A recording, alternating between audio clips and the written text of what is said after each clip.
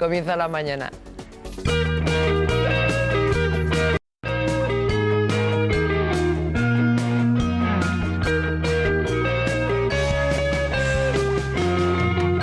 Que realmente el dolor se puede tratar, pero podemos hacer muchas cosas con ese dolor. Podemos disminuir el dolor, podemos eliminar el dolor, pero también podemos distraer y, lo más importante, podemos prevenir ese dolor. Vale, bueno, pues eso es importante hacer, a ver cómo se hace. Pero vamos a ir viendo. Primero, ¿cuáles son los dolores más comunes, doctor? ¿Dónde duele más? Fundamentalmente osteomusculares, particularmente el raquis y concretamente la zona lumbar. Es de lo más prevalente que hay, es una pandemia en los países occidentales.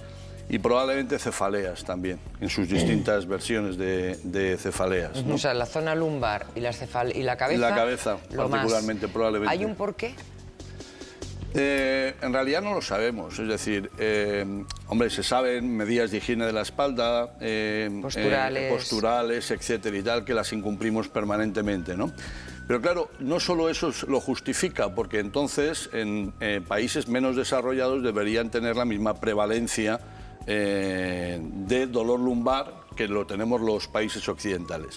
Y sin embargo no es así, es decir, al menos se detectan mucho... Sí, perdón. No lo quería interrumpir, pero es que se agachan, por ejemplo, estoy pensando en África, los africanos o las africanas concretamente se agachan más de cadera y tienen siempre la espalda recta, no cargan con la espalda curvada. Pero recuerde, Mariló, por ejemplo, estoy pensando, ¿no?, en según qué puestos de trabajo, en según qué países, minas, etcétera, etcétera, sí. Y sin embargo, o sea, muy duros, físicamente muy duros, ¿no? Y desde luego allí desafortunadamente no tienen en consideración esto que estamos hablando de medidas de prevención, higiene y seguridad en el trabajo, ¿no? Y sin embargo, la prevalencia de dolor lumbar es menor, ¿no? De hecho, se habla de pandemia occidental, por eso se habla... Bueno, quizá al ser sociedades más proteccionistas nos quejamos más, en fin, lo llevaría lejos. ¿Y la cabeza por...? Y la cabeza, pues porque es un lugar muy frecuente de dolor, ¿eh? Yo creo que todo el mundo hemos tenido, el que más, el que menos, alguna cefalea, ¿no? Y no hablo en sentido figurado solamente con los problemas de la vida, sino... bueno, pues porque sí, por excesos, por falta de descanso nocturno, etcétera, ¿no? Claro, bueno, hemos visto aquí muchos, ¿no? Pero los fundamentales que marca el doctor son el que ha dicho, pues el del lumbar y la cabeza. La más a continuación serían los articulares, ¿no? Claro. Rodillas, caderas, etcétera, ¿no? Es que el caso, por ejemplo, de Juana y de Maripaz, que vamos a conocer ahora en un reportaje, son mujeres que han tenido dolores constantes, crónicos, durante mucho tiempo, y ahora van a ver que han encontrado alivio a través de diferentes tratamientos, de los que vamos a hablar luego en detalle.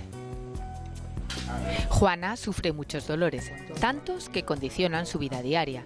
Y Maripaz, a pesar de ser muy joven, necesita que le den fármacos muy fuertes para calmar su tormento. Todos tienen el mismo nombre: dolor. Es una experiencia subjetiva, es una experiencia desagradable, y cuando el paciente dice que tiene dolor, esa es la mejor definición. En la primera consulta, el paciente tiene que describir su dolor para poder identificarlo. Después hay que medirlo. La enfermera habla con él y le va haciendo una serie de preguntas sobre cómo es su dolor, que describa cómo es el tipo de dolor que tiene, y ya a veces pasan también unos test, mueve el cursor y dice dónde le duele, y en la parte de atrás hay una numeración que nos dice exactamente la cantidad de dolor que tiene el paciente.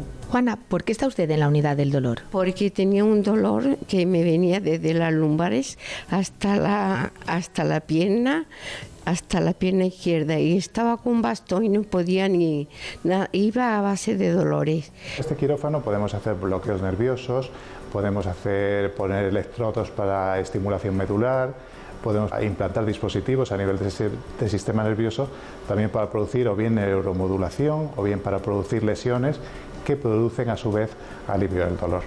Según las estadísticas, el 14% de los españoles sufre dolor crónico. Para tratarlo existen las unidades del dolor, donde lo abordan desde distintas perspectivas, desde la medicación hasta técnicas más modernas como la musicoterapia. Muchos estudios que demuestran que la musicoterapia tienen un efecto no solamente directamente en aliviar el dolor, sino que también pueden afectar parámetros hemodinámicos como es la frecuencia cardíaca, la tensión arterial, y todo ello demostrando que es una terapia eficaz en muchos casos de dolor. La música tiene un secreto por esa parte. Lo que hace es que está científicamente comprobado que el dolor y la música pasan por la misma vía. Entonces es como tener pues, un tubo, por ese tubo pasa el dolor. Pero si le agregamos la música, ya entonces el cuerpo tiene que un poco decidir, o escucho la música o me duele. Entonces de esa manera nosotros trabajamos la disminución del dolor. Estos musicoterapeutas son voluntarios y cada semana regalan pastillas de música contra el dolor. Son sesiones de 1 hora perfectamente estructuradas. Aquí ponen melodía y letra al dolor y consiguen arrancar sonrisas de unos rostros poco acostumbrados a la alegría. El ritmo de la clase lo marcan siempre los pacientes. Nosotros improvisamos. ¿Por qué? Porque dependemos de sus necesidades, de las necesidades de los pacientes, del grupo.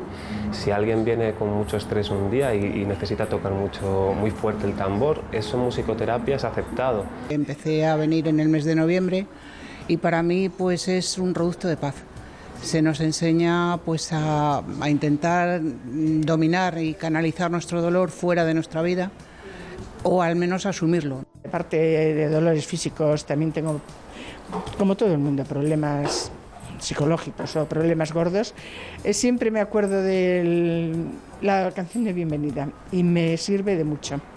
O sea, de verdad, es extraordinario. Una pastillita mágica de música. Sí, total. Y además es inocua.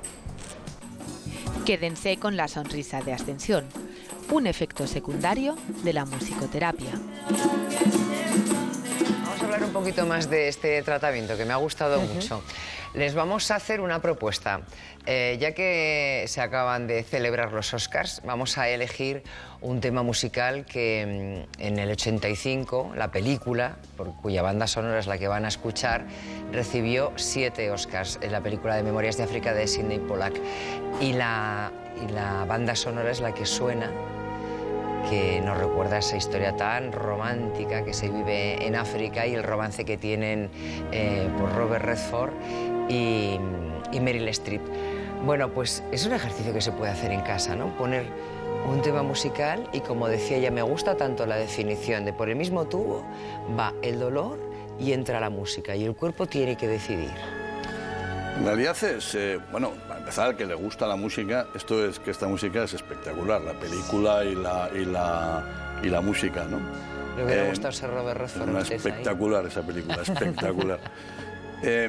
Bien, como digo, son sistemas de distracción, que al fin y al cabo es un poco en lo que se basa, nos llevaría largo hoy, ¿no?, la teoría de la puerta de entrada, de alguna manera. Sí. Nosotros, concretamente, en el hospital, en las consultas, tenemos sintonizado Radio Nacional. Radio Nacional clásica, porque acompaña, distrae, relaja, etcétera, ¿no? Eso va en gustos un poco de la persona, pero particularmente si encima te gusta la música, pues con mayor motivo.